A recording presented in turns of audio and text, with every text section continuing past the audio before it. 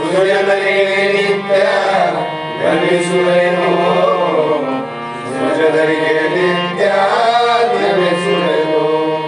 ಮಗ ಜೀವನಿಗೆಲ್ಲ ಅದ್ವೈತ ಬೋಧಾಗಿ ಸುಂದರನಾಗಿ ಗೈದ ಶ್ರೀ ಜಡಿಸಿದ್ದ ಸಿದ್ಧರುಡರಿಗೆ ನತನಪ್ಪೆ, ಸಿದ್ಧರುಡರಿಗೆ ನತನಪ್ಪೆ.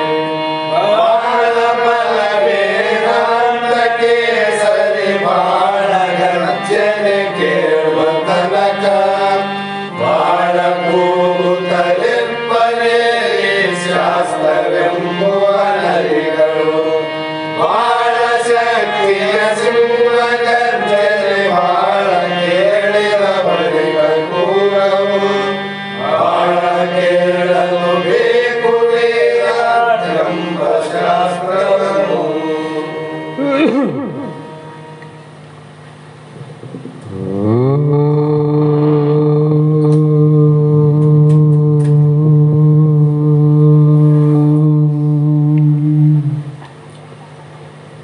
ಧ್ಯಾನಮೂಲೋ ಗುರುಮೂರ್ತಿ ಪೂಜ್ಯಮೂಲಂ ಗುರುಪಾದಂ ಮಂತ್ರಮೂಲಂ ಗುರುರ್ವಾಕ್ಯಂ ಮುಕ್ತಿಮೂಲಂ ಗುರುಕೃಪಃ. ಜಗದಾದಿ ಜಗದ್ಗುರು ಅದ್ವೈತ ಸಾರ್ವಭೌಮ ಭಕ್ತರ ಮುಕ್ತರ ಕಲ್ಪವೃಕ್ಷ ಕಾಮಧೇನು ಸದ್ಗುರು ಸಿದ್ಧಾರೂಢ ಮಹಾಸ್ವಾಮಿಗಳ ಶ್ರೀಪಾದ ಪದ್ಮಗಳಿಗೂ ಆರೂಢ ಜ್ಯೋತಿ ಸದ್ಗುರು ಶಿವಪುತ್ರ ಮಹಾಸ್ವಾಮಿಗಳ ದಿವ್ಯ ಪಾದಗಳಿಗೂ ಶ್ರೋತ್ರಿಯ ಬ್ರಹ್ಮನಿಷ್ಠ ಬ್ರಹ್ಮಲೀನ ಸದ್ಗುರು ಬಸವಾನಂದರ ಚರಣ ಕಮಲಗಳಿಗೂ ಅನಂತ ದೀರ್ಘ ದಂಡ ಪ್ರಣಾಮಗಳನ್ನು ಸಮರ್ಪಿಸುತ್ತ ಸದ್ಗುರು ಸಿದ್ಧಲಿಂಗಪ್ಪ ತಾತ ಕಪಗಲ್ ಇವರನ್ನು ಮನದೋಳು ಪೂಜಿಸುತ್ತ ತಮ್ಮೆಲ್ಲರಿಗೂ ವಂದಿಸುತ್ತ ಈ ದಿನ ಇಲ್ಲಿಯವರೆಗೂ ಕ್ರಮವತ್ತಾಗಿ ಸಾಗಿ ಬಂದಂಥ ಶ್ರೀಮದ್ ಭಗವದ್ಗೀತಾ ಎನ್ನುವ ಗ್ರಂಥದ 11ನೇ ಅಧ್ಯಾಯದ 22ನೆಯ ಶ್ಲೋಕ ಇಂದಿನ ಆಧಾರದ ವಿಷಯವಾಗಿದ್ದು, ಇಲ್ಲಿಯವರೆಗೂ ಆ ಶ್ರೀಕೃಷ್ಣ ಭಗವಂತನ ಕೃಪೆಯಿಂದ ಅನುಗ್ರಹದಿಂದ ಯಾವ ದಿವ್ಯ ನೇತ್ರವನ್ನು ಪಡೆದಂಥ ಅರ್ಜುನನು ಮತ್ತೆ ಏನೇನು ಕಂಡೆ ನಾನು ಅನ್ನುವುದನ್ನು ಪುನಃ ಪುನಃ ಹೇಳುವಂಥ ಶ್ಲೋಕದಲ್ಲಿ ಮುಂದುವರೆದ ಭಾಗವಾಗಿ ರುದ್ರ ಆದಿತ್ಯ ವಸವಾಯೇ ಚ ಸಾಧ್ಯ ವಿಶ್ವೇ ಅಶ್ವಿನೋ ಮರುತ ಚ ಉಷ್ಮಪಾಚ ಗಂಧರ್ವ ಯಕ್ಷ ಅಸುರ ಸಿದ್ಧಿ ಸಂಗ ವೀಕ್ಷಂತೆ ತಾಂ ವಿಶ್ರುತ ಚೇಯವ ಸರ್ವೇ ಅಂದರು. ನಾನು ಇಷ್ಟೇ ಅಲ್ಲದೆ ಇಂದ್ರನನ್ನು, ಆದಿತ್ಯನಾದ ಸೂರ್ಯನನ್ನು ಹಾಗೂ ವಿಶ್ವ ಜೀವ ಅಶ್ವಿನಿ ಕುಮಾರರ ಮರುದ್ಗಣ ಪಿತೃ ಸಮೂಹ ಅಷ್ಟಲ್ಲದೆ ಗಂಧರ್ವ ಯಕ್ಷ ರಾಕ್ಷಸ ಮತ್ತು ಸಿದ್ಧ ಸಮೂಹವನ್ನೆಲ್ಲ ವಿಸ್ಮಿತವಾಗಿ ನಾನು ನೋಡಲಿಲ್ಲ, ಅವರೆಲ್ಲರೂ ನಿನ್ನ ನೋಡಕತ್ತಾರ, ಅದನ್ನು ಕೂಡ ನಾನು ನೋಡಿದೆ ಅಂದ. ನೋಡಿ ಎಷ್ಟು ಸೂಕ್ಷ್ಮ. ನಾನು ನಿನ್ನ ನೋಡೀನಿ ಅಷ್ಟೇ ಅಲ್ಲ, ಇಲ್ಲಿ ಸಾಮಾನ್ಯವಾಗಿ ಈ ಲೋಕದವರಿಗಿಂತ ಮೇಲಿನ ಲೋಕದವರು ಒಂದೊಂದು ರೀತಿಯಿಂದ ಹೆಚ್ಚು ಅಂತ ದೊಡ್ಡವರು ಅಂತ ನಾವೆಲ್ಲ ತಿಳ್ಕೊಂಡಿವಿ. ಅದಕ್ಕೆ ನಾವು ಚಿಕ್ಕವರಾಗಿ ದೇವತೆಗಳು ದೊಡ್ಡವರು ಅಂತ ಅವರಿಗೆ ನಾವು ವಂದನೆ ಮಾಡ್ತೀವಿ, ನಮಸ್ಕಾರ ಮಾಡ್ತೀವಿ, ನೆನಪನ್ನು ಮಾಡ್ತೀವಿ, ಸ್ಮರಣೆಯನ್ನು ಮಾಡ್ತೀವಿ, ಧ್ಯಾನ ಚಿಂತನೆಯನ್ನು ಮಾಡ್ತೀವಿ. ಆದರೆ ವಿಶ್ವದೇವತೆ ಮೊದಲುಗೊಂಡು ವಾಯುದೇವ ಮೊದಲಾದವರಲ್ಲದೆ ಗಂಧರ್ವ ಅಶ್ವಿನಿ ಕುಮಾರರು ಮೊದಲುಗೊಂಡು ಒಂದೊಂದು ದಿವ್ಯ ಕರ್ಮಗಳನ್ನು ಮಾಡಿ ಅವರು ಅದರಿಂದ ದೇವಲೋಕದಲ್ಲಿ ಉತ್ತಮವಾದ ಸ್ಥಾನವನ್ನು ಪಡೆದಾರಷ್ಟೆ. ಏನು ಮಾಡ್ಯಾರ ಅವರು? ಪುಣ್ಯ ಕಾರ್ಯಗಳನ್ನು ಮಾಡಿ ಆ ಕರ್ಮದ ಫಲ ಏನು ಪುಣ್ಯ ಅದ, ಆ ಪುಣ್ಯದ ಬಲದಿಂದ ಒಬ್ಬರಿಗಿಂತ ಒಬ್ಬರು ಉನ್ನತವಾದ ಸ್ಥಾನವನ್ನು ಪಡೆದು ಅವರು ಮೇಲ್ಯಾರ, ನಾವು ಕೆಳಗೀವಿ. ಆದರೂ ಕೂಡ ಅಲ್ಲಿಯ ವೈಭವವನ್ನು ಅನುಭವಿಸುತ್ತಾ ಅದ್ರಾಗ ಏನು ಲಾಭ ಅಂದರೆ ಭೋಗದಲ್ಲಿ ವ್ಯತ್ಯಾಸ ನೋಡಿ ಅಷ್ಟೇ. ಸ್ಪಷ್ಟ ತಿಳ್ಕೊಬೇಕು. ಶಾಸ್ತ್ರ ಅಂದರೆ ಭೋಗದಲ್ಲಿ ವ್ಯತ್ಯಾಸ. ಕಟಿ ರೊಟ್ಟಿ ಖಾರ ಪುಡಿ ನಾವು ತಿಂದರೆ, ಹೋಳಿಗೆ ಹುಗ್ಗಿ ಶ್ರೀಮಂತರು ತಿಂತಾರೆ.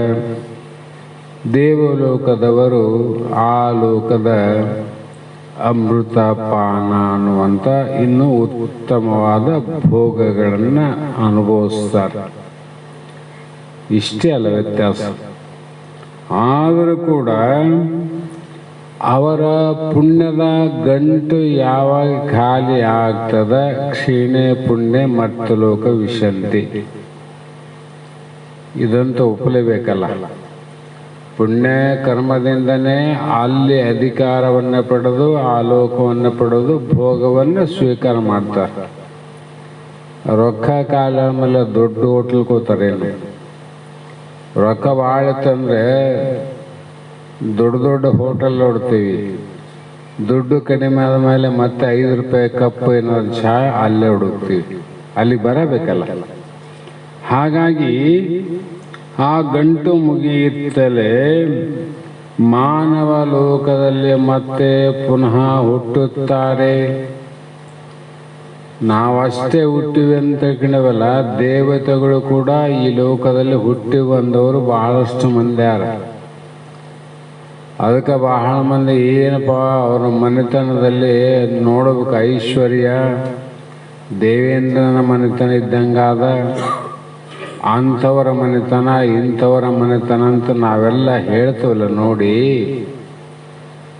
ಆ ಮನೆತನಕ್ಕೆ ಆ ಸೌಭಾಗ್ಯ ಆ ಭೋಗ ಎಲ್ಲಿದ್ದ ಬಂತು ಅಂದರೆ ಅಲ್ಲಿಯ ನ್ಯಾಯದಂತೆ ನಾವೇನು ಇಲ್ಲಿ ಪುಣ್ಯವನ್ನು ಮಾಡಲಿ ಪಾಪವನ್ನು ಮಾಡಲಿ, ಪುಣ್ಯ ಮಾಡಿ ಉತ್ತಮ ಲೋಕ ಪ್ರಾಪ್ತಿ ಮಾಡಿಕೊಂಡು ಉತ್ತಮ ಭೋಗವನ್ನು ಅನುಭವಿಸಿ ಅಲ್ಲಿ ಖಾಲಿ ಆಗೋವರೆಗೂ ಇಟ್ಟುವುದಿಲ್ಲ. ಇಲ್ಲೇ ವ್ಯತ್ಯಾಸ. ಇಲ್ಲಿ ಮಾಡಿದ ಪುಣ್ಯವನ್ನು ಅಲ್ಲಿ ಅರ್ಧ ಭಾಗವನ್ನು ಊಟ ಮಾಡಿಸಿ, ಅಲ್ಲಿ ಅರ್ಧ ಭಾಗ, ಇನ್ನು ಅರ್ಧ ಭಾಗ ಇರೋದ್ರೊಳಗಾಗಿ ಆ ಏನು ಪುಣ್ಯದ ಭಾಗ ಇತ್ತಂದರೆ ಅರ್ಧ ಭಾಗ ಮತ್ತೆ ಬೆನ್ನಿಗೆ ಕಟ್ಟಿ ಕ್ಷೀಣೆ ಪುಣ್ಯ ಮತ್ತು ಲೋಕ ವಿಶಂತಿ. ಆ ಪುಣ್ಯದ ಭಾಗ ಬೆನ್ನಿಗಿರ್ತದೆ. ಹಾಗಾಗಿ ಹುಟ್ಟಿದ ತಕ್ಷಣವೇ ಬಂಗಾರದ ಲೋಟದಲ್ಲಿ ಬಂಗಾರದ ಚಮಚೆಯಲ್ಲಿ ಹಾಲನ್ನು ಅನ್ನವನ್ನು ಉಣ್ತಾವು. ಅನುಭವಕ್ಕಾದಿಲ್ಲ ಎಲ್ಲರಿಗೆ. ಅವೇನು ಇಲ್ಲೇ ಬಂದು ಗಳಿಸಿ ಸಂಪತ್ತನ್ನು ಜಮಾಯಿಸಿ ಬಂಗಾರ ಚಮಚ, ಬಂಗಾರದ ಬಟ್ಟಲು, ಬಂಗಾರದ ಪಾತ್ರೆ ತಯಾರು ಮಾಡಿ ಇಟ್ಟು ಈ ಮನೆಗೆ ಹುಟ್ಟಿಲ್ಲ. ಮೊದಲೇ ತಯಾರಿದ್ದ ಮನೆಯಲ್ಲಿ ಬಂತು, ಹುಟ್ಟಿದ ತಕ್ಷಣ ಬಂಗಾರದ ಚಮಚ ಬಾಯಿಯಲ್ಲಿ ಬಿತ್ತು ನೋಡೋದು. ಯಾಕಂದ್ರೆ ಇಂದ ಪುಣ್ಯ ಮಾಡಿದ್ದು ಅರ್ಧ ಭಾಗ ತಗೊಂಡು ಬಂದದಲ್ಲ, ಅದಕ್ಕೆ ಅಂತ ಪುಣ್ಯಾತ್ಮರ ಗರ್ಭದಲ್ಲಿ ಮನೆತನದಲ್ಲಿ ಹುಟ್ಟುತ್ತಾರ. ಪಾಪ ಇದ್ರೂ ಕೂಡ ಅಷ್ಟೇ, ಅಲ್ಲಿ ಅರ್ಧ ಭಾಗವನ್ನ ಭೋಗಿಸಿ ಅರ್ಧ ಭಾಗವನ್ನ ಇಲ್ಲಿಗೆ ಬೆನ್ನಿ ಕಟ್ಟಿ ಕಳಿಸ್ತಾರೆ. ಅದಕ್ಕೆ ಅದತ್ತ ದೋಷಣೋ ದರಿದ್ರೋ ಭವತಿ. ಇವನ ಆ ಶ್ರೀಮಂತ ಮನೆತನದಲ್ಲಿ ಯಾಕೆ ಹುಟ್ಟಿದ, ಈ ದರಿದ್ರರ ಮನೆಯಲ್ಲಿ ಯಾಕೆ ಹುಟ್ಟಿದ ಅಂದ್ರೆ ಪಾಪದ ಬುತ್ತಿ ಬೆನ್ನಿಗಾದಲ್ಲ, ಏನು ಬುತ್ತಿ ಆದ ಅದು ಬಿಚ್ಚಿ ನೋಡಿದಾಗ ಅದೇ ಉಣಬೇಕು ಅವನು. ನಾವು ಎಲ್ಲಿಗಾದ್ರೂ ಹೋಗುವಾಗ ಬುತ್ತಿಯನ್ನು ಕಟ್ಕೊಂಡು ಹೋಗ್ತೀವಿ. ಈಗಿನ ಕಾಲದಲ್ಲಿ ಬೇಕಾಗಿಲ್ಲ, ಯಾವಾಗಲಿ ಅಲ್ಲಿ ಹೋದ ಮೇಲೆ ನಾವೇನು ಮನೆಯಲ್ಲಿ ಕಟ್ಟಿಕೊಂಡು ಹೋಗಿವಿ ಬಿಚ್ಚಿ ನೋಡಿದಾಗ ಅದೇ ಊಟ ಮಾಡಬೇಕು ವಿನ ಖಾರ ರೊಟ್ಟಿ ತಗೊಂಡೋಗಿ ಹುಳಿ ತುಪ್ಪ ಆಗಲಂದ್ರೆ ಆಗೋದಿಲ್ಲ. ಆತದೇನು? ಯಾಕಾಗಲಿಲ್ಲ ಅಂದ್ರೆ ಬುತ್ತಿಯಾಗಿದ್ದದೇ ಖಾರ ರೊಟ್ಟಿ ಅದ, ನೀ ಬಿಚ್ಚಿ ನೋಡಿದಾಗ ಖಾರ ರೊಟ್ಟಿನೇ ಇರ್ತದೆ ವಿನ ಹೋಳಿಗೆ ತುಪ್ಪ ಆಗಂದ್ರೆ ಆಗೋದಿಲ್ಲ. ಅದರಂತೆ ಪುಣ್ಯನೂ ಅಷ್ಟೇ, ಪಾಪವನ್ನಷ್ಟೇ. ಆದರೂ ಕೂಡ ಅವರು ಮರ್ತಲೋಕದಲ್ಲಿ ಪುನಃ ಹುಟ್ಟಬೇಕಾಗುತ್ತದೆ. ಮತ್ತೆ ಆ ಮುಂದೆ ಇವರಿಗೆ ಆತ್ಮಜ್ಞಾನ ಆಗುವವರೆಗೂ ಇಲ್ಲಿ ಹುಟ್ಟಿದ ಮೇಲೆ ಪುನಃ ಮತ್ತೆ ಅದೇ ಭೋಗ ಬೇಕಿತ್ತು, ಅದೇ ಮಾಡಿದರೆ ಮತ್ತೆ ಅದೇ ಬುತ್ತಿಯನ್ನು ತಗೊಂಡು ಹೋಗ್ಬೇಕು, ಅಲ್ಲಿಷ್ಟು ಉಣಬೇಕು, ಉಳಿದದ್ದನ್ನು ಇಲ್ಲಿ ತರಬೇಕು. ತಂದದ್ದನ್ನು ಮತ್ತೆ ಇಲ್ಲಿ ಉಣಬೇಕು, ಮತ್ತೆ ಉಳಿದದ್ದನ್ನು ತಗೊಂಡು ಹೋಗ್ಬೇಕು. ಆದರೆ ಆತ್ಮಜ್ಞಾನ ಆಗುವವರಿಗೂ ಯಾವ ರುದ್ರ, ಆದಿತ್ಯ, ಅಷ್ಟವಸು ದೇವತೆಗಳು, ಅಶ್ವಿನಿ ಕುಮಾರರು ಮೊದಲಾದವರೆಲ್ಲರೂ ಇಂಥ ವೈಭವಯುಕ್ತರಾದ ದೇವತೆಗಳು ಸಹ ವರದೃಷ್ಟಿಯರಾಗಿಯೇ ಇದ್ದು ದೇದೀಪ್ಯಮಾನವಾದ ವಿಶಾಲವಾದ ವಿಶ್ವರೂಪ ಪರಮಾತ್ಮನ ಆಕೃತಿಯನ್ನು ನೋಡುತ್ತಾ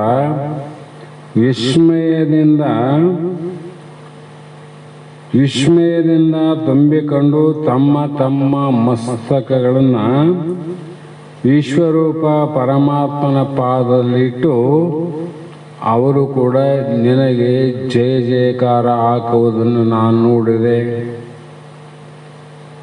ಅರ್ಜುನ ಹೇಳಕತ್ತಾನೆ ಕಂಡದ್ದನ್ನ. ಮತ್ತು ಅವರು ದೇವತೆಗಳಿಗೆ ಯಾರಿಗೆ ನಮಸ್ಕಾರ ಮಾಡ್ತಾರ ಅಂದರೆ ಆತ್ಮನಿಗೆ ಮಾಡ್ತಾರೆ. ನಾವು ಅವ್ರಿಗೆ ಮಾಡ್ತೀವಿ, ಅವರು ಅವ್ರಿಗೆ ಮಾಡ್ತಾರೆ. ಹಾಗಾಗಿ ಪುನಃ ಪುನಃ ನಮಸ್ಕಾರವನ್ನು ಮಾಡಿ ಈ ರೀತಿ ದೇವತೆಗಳು ತಮ್ಮ ಸ್ವರೂಪದಲ್ಲಿಯೇ ಅಲ್ಲದೆ ನಿನ್ನ ವಿಶ್ವರೂಪ ಪರಮಾತ್ಮನನ್ನು ಹೊರಗೆ ನೋಡಿ, ಹೊರಗೆ ನೋಡಿದ ನಿನ್ನನ್ನು ಕಂಡಂಥ ದೇವತೆಗಳು ಹೊರದೃಷ್ಟಿಯಿಂದ ಆನಂದ ಪಡುತ್ತಾರೆ ವಿನಃ ಒಳಗೆ ಆನಂದ ಇಲ್ಲ. ಅವರಿಗೆ ಒಳಗಾನಂದ ಇಲ್ಲೇ ಅದ, ನಿನ್ನಲ್ಲೇ ಅದಲ್ಲ ಆತ್ಮಾನಂದ. ಅದು ಆತ್ಮಾನಂದ ನೋಡಿಲ್ಲಲ್ಲ ಅವರು. ಅದಕ್ಕಾಗಿ ಹೊರಗಿನ ಆನಂದ, ಲೋಕದ ಆನಂದ, ವೈಭವದ ಆನಂದ, ಕಾಮಧೇನು, ಕಲ್ಪವೃಕ್ಷ, ಅಪ್ಸರಾಶ್ರೀ ಇಂಥ ವಸ್ತುಗಳನ್ನು ನೋಡಿ ಅವರು ಆನಂದ ಪಡ್ತಾರೆ. ನಾವು ಶಬ್ದ, ಸ್ಪರ್ಶ, ರೂಪ, ರಸಗಂಧಗಳನ್ನು ನೋಡಿ ನಾವು ಆನಂದ ಪಡ್ತೀವಿ. ಈ 5 ವಿಷಯಗಳನ್ನು ನೋಡಿ ಆನಂದ ಪಟ್ಟಿವೆಲ್ಲ ಇಲ್ಲಿವರೆಗೂ, ಇದು ಕ್ಷಣಿಕವಾದ ಆನಂದವಿನ ಪೂರ್ಣಾನಂದ ಅಲ್ಲಲ್ಲ, ಪೂರ್ಣಾನಂದ ಆಗಿಲ್ಲ. ಅವರಿಗೂ ಕೂಡ ಹೊರಗಿನ ದೃಷ್ಟಿಯಿಂದ ನೋಡಿದಾಗ ಅವರಿಗೂ ಕೂಡ ಲೋಕಾನಂದಗಳು, ಭೋಗಾನಂದಗಳಾದವು ವಿನಃ ಆತ್ಮಾನಂದ ಆಗಲಿಲ್ಲ. ಅದಕ್ಕಾಗಿ ಅವರು ಕೂಡ ಅಂಥ ಪೂರ್ಣವಾದ ಆನಂದವನ್ನು ಪಡಿಬೇಕನ್ನುವಂಥ ಇಚ್ಛೆಯಿಂದ ತಮ್ಮ ಹಣೆಯನ್ನು ನಿನ್ನ ಪಾದದಲ್ಲಿಟ್ಟು ಮತ್ತೆ ಅಸ್ತಕಗಳನ್ನು ಹಣೆಯ ಮೇಲೆ ಒತ್ತಿಕೊಂಡು ನಿನಗೆ ನಮಸ್ಕಾರ ಮಾಡೋದನ್ನು ಕೂಡ ನಾನು ನೋಡಿದೆ. ಆ ಕಾರಣ ಅದ್ಭುತವಾದ ವಿಶ್ವರೂಪ, ವಿರಾಟ ರೂಪ ನಿಂದು ಬಹು ದೊಡ್ಡದು ಅಂತ ಅರ್ಜುನನ ಅನಿಸಿಕೆ. ಹಾಗೆ ಮುಂದುವರೆದು ಮತ್ತೇನು ಹೇಳ್ತಾರಂದ್ರೆ, ಏಕಾದಶ ರುದ್ರರು, ದ್ವಾದಶ ಆದಿತ್ಯರು, ಅಷ್ಟಬಸಗಳು, ಸಾಧ್ಯರ ಗಣಗಳು, ಮತ್ತೆ ಇಷ್ಟೇ ಅಲ್ಲದೆ ಗಂಧರ್ವ, ಯಕ್ಷ, ರಾಕ್ಷಸ ಮತ್ತು ಸಿದ್ಧರ ಸಮುದಾಯ ಇವೆಲ್ಲವೂ ಆಶ್ಚರ್ಯಭರಿತವಾಗಿ ನಿನ್ನನ್ನೇ ನೋಡುತ್ತವೆ. ಇವರಷ್ಟೆಲ್ಲ ಇನ್ನು ಇವರು ಕೂಡ ಯಾರನ್ನು ನೋಡ್ತಾರೆ ಅಂದರೆ ನಿನ್ನನ್ನೇ ನೋಡುತ್ತಾರೆ. ಯಾಕಂದರೆ ಪರಮಾತ್ಮನ ವಿಶ್ವರೂಪವನ್ನು ನೋಡಿ ಸಾಮಾನ್ಯ ಜನರು ವ್ಯಥೆ ಪಡುವುದೇಕೆ? ಪರಮಾತ್ಮನ ವಿಶ್ವರೂಪ, ಜಗತ್ತಂದ್ರೆ ಏನು ತಿಳ್ಕೊಂಡು ನಾವು ಪರಮಾತ್ಮ ಸ್ವರೂಪ. ಜಗತ್ತು ಪರಮಾತ್ಮ ಸ್ವರೂಪ ಅದಲ್ಲ. ಆದರೂ ಕೂಡ ಸಾಮಾನ್ಯ ಜನರು ನಾವು ಬ್ರಹ್ಮಸ್ವರೂಪವಾದ ಜಗತ್ತನ್ನು, ಭ್ರಮೆ ಸ್ವರೂಪವನ್ನು ನೋಡಿ ನಾವು ದುಃಖ ಪಡಕತ್ತೀವಿಲ್ಲ. ಅವು ಮತ್ತು ನಮಗೇನು ಜ್ಞಾನಿಗಳಂತಾರೋ ಅಜ್ಞಾನಿಗಳಂತಾರೋ ಏನಂತಾರಂದರೆ ಅಜ್ಞಾನಿಗಳಂತ ಅರ್ಥ. ಯಾಕಂದರೆ ವಿಶ್ವರೂಪನಾದ ಪರಮಾತ್ಮನಲ್ಲಿ ಅಜ್ಞಾನಿಗಳಿಗೆ ಸೌಮ್ಯ ಮತ್ತು ಉಗ್ರವೆಂದು ಎರಡು ರೂಪ ಅವಂತ. ಸಾಮಾನ್ಯ ಜನರಲ್ಲಿ ಸೌಮ್ಯ ರೂಪದಿಂದಿರೋರು ಕೆಲವಾರ, ಉಗ್ರ ರೂಪದಿಂದಿರೋರು ಕೆಲವರಾರ. ಅವುಗಳನ್ನು ಮಾತ್ರ ನೋಡಿ ಅವುಗಳಿಗೆ ಅಧಿಷ್ಠಾನವಾದ ಪರಮಾತ್ಮನನ್ನು ನೋಡಲಾರದವರು ಉಗ್ರ ರೂಪ ಸ್ವರೂಪಿಗಳು. ಅವ್ರು ಎಲ್ಲಿ ನೋಡಕ್ಕೆ ಬರ್ತಾರೆ? ಈ ಎಲ್ಲಕ್ಕೂ ಯಕ್ಷ, ಗಂಧರ್ವ, ಆದಿತ್ಯ, ಅಷ್ಟವಸುಗಳು ಎಲ್ಲರಿಗೂ ಅಧಿಷ್ಠಾನ ಯಾರು ಅಂದರೆ ಪರಮಾತ್ಮ ಅಲ್ಲ. ಹಾಗಾಗಿ ಉಗ್ರ ರೂಪವು ಮಿಥ್ಯೆಯೆಂದು ತಿಳಿಯದೆ ಸತ್ಯವೆಂದು ತಿಳಿದು ದುಃಖ ಪಡುತ್ತಾರೆ. ಇವೆಲ್ಲ ರೂಪಗಳು ಸತ್ಯ ಅಲ್ಲ, ಮಿಥ್ಯಾ ರೂಪ. ರಾವಣನಿಗೆ ಎಷ್ಟು ದಶ ಅಂದ್ರೆ 10 ತಲೆ 20 ತೋಳು. ಅವನಿಗೆ ಎಂಥ ರೂಪ ಅಂದರೆ ಸೌಮ್ಯ ರೂಪ ಅಲ್ಲ, ರಾಕ್ಷಸರ ರೂಪ ಅಂತ. ಅದನ್ನ ನೋಡಿ ಬಹಳ ಜನ ದುಃಖವನ್ನು ಪಟ್ಟರು. ಆದರೆ ಆ 10 ತಲೆಗೂ 20 ತೋಳಿಗೂ ಆಶ್ರಯ ಅಧಿಷ್ಠಾನವಾದದ್ದು ಯಾವುದು? ರಾವಣನಲ್ಲಿ ಕೂಡ ರಾಮನೇ ಇದ್ನಂತ. ರಾವಣನಲ್ಲಿ ರಾಮನನ್ನು ಯಾರು ನೋಡಿದ್ರು ರಾವಣನ ಮೇಲೆ ಸಿಟ್ಟು ಬರಲಿಲ್ಲ. ರಾವಣ ಇದ್ದ, ರಾವಣನಲ್ಲಿ ಇರುವಂಥ ರಾಮನಲ್ಲ, ಆತ್ಮ. ರಾಮಂದ್ರೆ ಆತ್ಮ. ಅಲ್ಲಿ ಆತ್ಮ ಅಂತ ತಿಳಿದವರು ರಾವಣನ ಮೇಲೆ ಯಾವ ರೀತಿ ಉಗ್ರ ರೂಪ ಬರಲಿಲ್ಲ ನೋಡ್ರಿ. ಶಾಂತಿ ನೋಡಿ ನಕ್ಕರವರು, ನಕ್ಕರೇ ಇಲ್ಲ ಅವನು. ಯಾಕಂದ್ರೆ ಇದು ನಾಮರೂಪದ ದೇಹ ರಾವಣಂದು ಮಿಥ್ಯಾದ. ಆ ದೇಹಕ್ಕೆ ಆಶ್ರಯ ಪದವಾದ ಆತ್ಮ ಏನದ ಅದು ಸತ್ಯ ಅದ. ಆ ರೀತಿ ನೋಡಿದವರೆಗೆ ಇದ್ದಂತೆ ಇದ್ದಂಗೆ ತಿಳಿಯುವುದರಿಂದ ಅವರು ಸೌಮ್ಯ ರೂಪವನ್ನು ಕಂಡ್ರು ನೋಡ್ರಿ. ರಾವಣನ ರೂಪ ನೋಡಿ ಹೆದರಲಿಲ್ಲ ಅವರು, ಶಾಂತಿ. ಅದಕ್ಕೆ ಜ್ಞಾನಿಗಳಿಗೆ ಯಾಕೆ ಶಾಂತಿ ಸ್ವಭಾವ ಬರ್ತದೆ, ಅವರಿಗೆ ಕ್ರೋಧ, ಸಿಟ್ಟು ಇವೆಲ್ಲ ಯಾಕೆ ನಷ್ಟ ಆಗ್ತವಂದ್ರೆ ಅವರು ಮೂಲವನ್ನು ಕಂಡ ಮೇಲೆ ಇದಕ್ಕೆ ಬಹಳ ಮಹತ್ವ ಕೊಡಂಗಿಲ್ಲ. ಅವರು ಮೂಲ ನೋಡ್ತಾರೆ. ಆ ಮೂಲವನ್ನು ತಿಳಿಸೋದಕ್ಕೋಸ್ಕರವಾಗಿ ಅರ್ಜುನನಿಗೆ ಶ್ರೀಕೃಷ್ಣ ಭಗವಂತ ಈ ಗೀತೆಯನ್ನು ಹೇಳಬೇಕಾಗ್ತದೆ. ನಾನು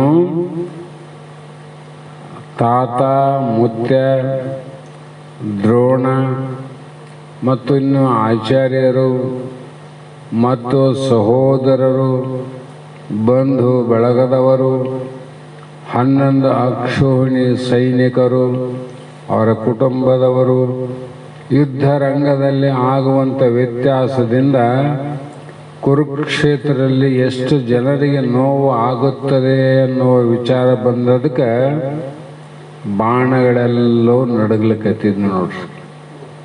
ಅದೇ ಕಾರಣ ಅಲ್ಲ, ಯಾಕ ಮೂಲವನ್ನು ನೋಡಲಿಲ್ಲ ಅಂತ. ಅರ್ಜುನನಿಗೆ ಕೃಷ್ಣನಂತೆ ಮೂಲ ಗೊತ್ತಿದ್ರೆ ಆ ಅರ್ಜುನ ಯುದ್ಧ ಮಾಡಕ್ಕೆ ರಂಗಭೂಮಿಯಲ್ಲಿ ಹೆದರುತ್ತಿದ್ದಿಲ್ಲ, ಭಯ ಪಡುತ್ತಿದ್ದಿಲ್ಲ. ಕೃಷ್ಣನಿಗೆ ಮೂಲ ಗೊತ್ತಿತ್ತು. ಅದಕ್ಕಾಗಿ ಹೂಡು ಬಾಣ ಅಂದ. ಹೂಡು ಬಾಣ, ನಿನ್ನ ಯುದ್ಧ ರಂಗದಲ್ಲಿ ನೀನು ಮಾಡುವ ಯುದ್ಧದಿಂದ ಭೀಮನ ಗದೆಯಿಂದಾಗಲಿ, ಅರ್ಜುನ ನಿನ್ನ ದಿವ್ಯ ಬಾಣಗಳಿಂದಾಗಲಿ ಇಲ್ಲಿ ಯಾರು ಸಾಯೋರೇ ಇಲ್ಲ. ನಿನಗ ಸಾಯ್ತಾರ, ಅವನು ಕೊಲ್ಲಿದ್ರೆ ಸತ್ತು ಹೋಗ್ತಾರ, ಅದಕ್ಕೆ ಬಹಳ ಕಷ್ಟ ಆಗ್ತದಂತ ನೀನು ಅನ್ಕೊಂಡಿದ್ದಿ. ಹಂಗಲ್ಲ, ಹೊಡಿಬಾಣ. ಮತ್ತೆ ಇಷ್ಟೆಲ್ಲ ಆಗ್ತದಲ್ಲ, ಇದು ಯಾರಿಗೆ ಅಂತ ಕೇಳಿದಾಗ ಗೀತೆಯನ್ನು ಹೇಳಬೇಕಾಯ್ತು. ನೋಡು, ಇದು ದೇಹಕ್ಕೆ ನಾಶವಿನ ಎಲ್ಲರ ಒಡಲೊಳಗೆ ಇರುವಂಥ ಆತ್ಮನಿಗೆ ನಾಶ ಇಲ್ಲ. ಅದು ಗದೆನೂ ತಾಗಂಗಿಲ್ಲ, ಬಿಲ್ಲು ಬಾಣಗಳು ತಾಳಂಗಿಲ್ಲ, ಬೆಂಕಿಗೆ ಅದು ಸುಡಂಗಿಲ್ಲ, ಗಾಳಿಗೆ ಅದು ಓಡಂಗಿಲ್ಲ, ಮಳೆಗೆ ಅದು ನೇಯೋದಿಲ್ಲ, ಬಿಸಿಲಿಗೆ ಅದು ಒಣಗೋದು ಅಲ್ಲ. ಯಾವಾಗಲೂ ಇರೋದು ಒಂದು ವೇಳೆ ನನಗೆ ಮಾಡಲಿಕ್ಕೆ ಆಗೋದೇ ಇಲ್ಲ, ಪಾಪ ಅಂತ ಬರ್ತದಲ್ಲ, ಅದರಿಂದ ಅದನ್ನು ನಿವೃತ್ತಿ ಆಗ್ಬೇಕಂತ ನೀವು ವಿಚಾರ ಮಾಡಿದ್ರೆ ಅದಕ್ಕೂ ಪರಿಹಾರವ. ಕಾರಣ ಏನಂದರೆ, ನಿನಗೆ ದಿವ್ಯವಾದ ನೇತ್ರವನ್ನು ಕೊಡ್ತೀನಿ, ಅದನ್ನು ನೋಡು. ಪಾಪ ಯಾವುದು ಅಂದರೆ, ನೀನು ಸಾಮಾನ್ಯ ಪಾಪಗಳನ್ನು ತಲೆಯಲ್ಲಿಟ್ಟುಕೊಂಡು ಪಾಪ ಪಾಪ ಪಾಪ ಅಂತಿದ್ದಿ. ಇಲ್ಲಿ ಶರೀರ ಬುದ್ಧಿಜಂ ಮಹಾಪಾಪಂ ಅಂತಾವ. ಇದಕ್ಕೆ ಪರಿಹಾರ ಏನಲ್ಲ, ಯಾವುದೇ ಯಜ್ಞ ಯಾಗ ಅದು ಇದು ಮಾಡೋ ಅವಶ್ಯಕತೆ ಇಲ್ಲ. ಆತ್ಮಬುದ್ಧಿಜಂ ಮಹಾಪುಣ್ಯಂ. ಆತ್ಮಜ್ಞಾನದ ನೇತ್ರದಿಂದ ನೋಡು, ನಿನಗ ಪಾಪನೂ ಇಲ್ಲ, ಪುಣ್ಯನಿಲ್ಲ. ಧರ್ಮವನ್ನು ರಕ್ಷಣೆ ಮಾಡೋದಕ್ಕೋಸ್ಕರವಾಗಿ ನಿಮಿತ್ತ ಮಾತ್ರದಿಂದ ಯುದ್ಧ ಮಾಡೋದ್ರಷ್ಟೆ. ಸುಮ್ಮನೆ ನಿಮಿತ್ತ ಮಾತ್ರದಿಂದ. ನೀನು ಅವರು ಸಾಯೋರಲ್ಲ, ನೀನು ಸಾಯಿಸೋನಲ್ಲ ಅಂತ. ನಾ ಕೊಲ್ತೀನಿ ಎಂಬುದೊಂದು ಭ್ರಮೆ, ಸಾಯ್ತೀನಿ ಎಂಬುದು ಅವ್ರದ್ದೊಂದು ಭ್ರಮೆ. ಹೌದಲ್ಲ? ನಾವು ಭಾಳ ಸಲ ಕೇಳ್ತೇವಲ್ಲ, ಅಲ್ಲಿ ಇಂಥವ್ರ ಕಡೆಯಿಂದ ಇಷ್ಟು ಜನ ಕೊಲ್ಲಿದ್ರು, ಅಲ್ಲಿ ಜಗಳ ಆಯಿತು, ಅಲ್ಲಿ ಕಾಲು ಕಡಿದ್ರು, ಅಲ್ಲಿ ಕೈ ಕಡಿದ್ರು, ಕಲ್ಲೆತ್ತಿ ಹಾಕಿ ಕೊಲ್ಲಿದ್ರು ಅಂತೀವಲ್ಲ. ಯಾರನ್ನ ಕೊಲ್ಯಾರ ಅವರು? ಆತ್ಮನನ್ನು ಕೊಲ್ಲಕ್ಕೆ ಬರ್ತದ? ದೇಹವ ನಷ್ಟ ಆಗ್ಯಾವ ಅಷ್ಟೆ. ಅದು ಯಾಕೆ ದೇಹ ನಷ್ಟ ಆದವು ಅಂದರೆ, ಲೋಕದ ಧರ್ಮ ಕ್ರಿಯೆ ಅನ್ನುವಂಥದ್ದು ಸರಿಯಾಗಿ ನಡಿಬೇಕಾಗ್ಯದಲ್ಲ. ಲೋಕದ ವ್ಯವಹಾರ ನಡಿಬೇಕಾದ್ರೆ ಒಂದು ಧರ್ಮದ ಸೂತ್ರ ಬೇಕಲ್ಲ. ಆ ಧರ್ಮಕ್ಕೆ ಯಾವಾಗ ಅಧರ್ಮ ಅನ್ನುವಂಥದ್ದು ಇಂದ ದಬ್ಬುವಂಥ ಪ್ರಯತ್ನ ಮಾಡುವಾಗ ಅಧರ್ಮವನ್ನು ನಾಶ ಮಾಡೋದಕ್ಕೋಸ್ಕರವಾಗಿ ಕರ್ಮ ಮಾಡಬೇಕಷ್ಟೆ, ಮತ್ತೆ ಯಾವುದಕ್ಕೋಸ್ಕರ ಅಲ್ಲ. ಆ ಕಾರಣದಿಂದ ಸೌಮ್ಯ ರೂಪ, ಇಲ್ಲಿ ಉಗ್ರ ರೂಪ ಶ್ರೇಷ್ಠ, ಸೌಮ್ಯ ರೂಪ ಶ್ರೇಷ್ಠ. ಅಂದರೆ ಸೌಮ್ಯ ರೂಪವೇ ಶ್ರೇಷ್ಠ. ಸೌಮ್ಯ ಅಂದರೆ ಶಾಂತ ಆಗಿರೋದಂತ.